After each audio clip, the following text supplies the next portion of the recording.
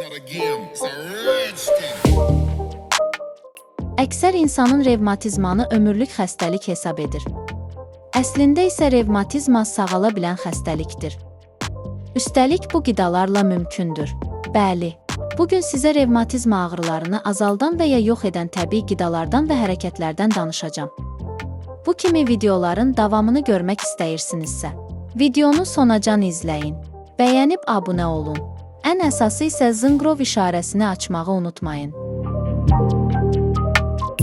Revmatizma oynaq, sümük və əzələlərə təsir edən ağrı, şişkinlik və hərəkətin məhdudlaşdırılmasına səbəb olan sağlamlıq problemidir.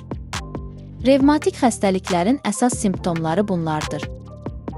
Nevroloji şikayətlər, böyrəklərdə problem, nəfəs darlığı, hərəkətin məhdudlaşdırılması, dərinin günəşə qarşı həssaslığı, dəri altında bəzlərin əmələ gəlməsi, bədənin müxtəlif hissələrində oynaqlarda sərtlik, zəiflik, gözlərin iltihabı, görmə qabiliyyətinin pisləşməsi və ya itməsi, uzun müddət yüksək qızdırma.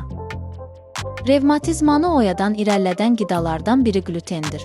Əgər revmatizmanız varsa, adlarını çəkəcəyim qidalardan uzaq durmalısınız. Çörək və digər xəmir məmulatları, taxıl kimilər, emal edilmiş qidalar, karbohidratlar, hazır maya. Bunlarla yanaşı hibrid toxumlardan əmələ gələn qidalar, meyvə tərəvəzlərə, göyərtilərə vurulan dərmanlar revmatizmanı uzadır. Əgər revmatizm xəstələri sağalmaq istəyirlərsə, rasionlarını nizamlamalıdır.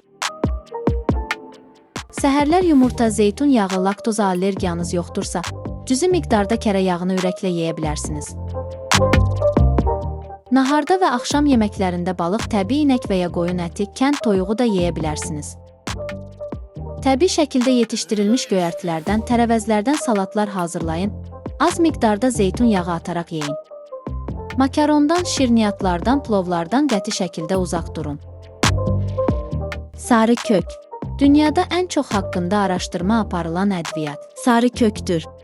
Başqa sözlə desək, təbii dərmandır. Xərçəng və revmatizma əleyhinə olduqca faydalıdır. Xren bitkisi. Xren revmatizma və duzu dəridən çəkən yeganə bitkidir və xalq təbabətində bir çox xəstəliklərin müalicəsində geniş istifadə edilir. Omega-3 qidası və D vitamini. Revmatiklər hər iki qidanı mütəmadi şəkildə qəbul etməlidirlər. D vitamini çatışmazlığı bir çox xroniki xəstəliklərin yaranmasında rol oynayır. D vitamini çatışmazlığı autoimmun xəstəliklərə qarşı həssaslığı artırır. Bəs soyuq havalarda revmatizmadan necə qorunmaq olar? Düzgün geyinmək. Soyuq havada bədəni isti saxlamaq vacibdir. Termal alt paltarları, yun corablar, əlcəklər, şərf və papaqdan istifadə etməklə soyuq havanın bədənə birbaşa təmasının qarşısını ala bilərsiniz. Xüsusilə soyuq havalarda oynaq sahələrini isti saxlamaq vacibdir. Evdə görülə biləcək ehtiyat tədbirləri. Evdə isti və nəmli bir mühit saxlamaq, sözü gedən xroniki ağrıları aradan qaldırmağa kömək edəcək. Qızdırıcılar, yorğan və isti su şüşələrindən istifadə edərək oynaq sahələrini isti saxlaya bilərsiniz.